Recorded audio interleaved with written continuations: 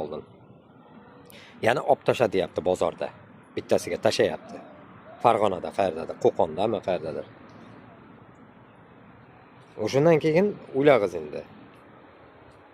Buni davlat gapiryapti O'zbekistonga. O'zbekistonda hech kim aytmadi. 37 million ichida islomni yo'qot degan odam bo'lmadi. Qani menga ashaqalarni yo'qot deganlarni top beringlar. Urib amini chiqaramiz nahvoy.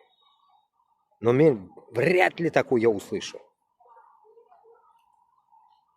Башкортстон, Tataristonda можно это услышать легко.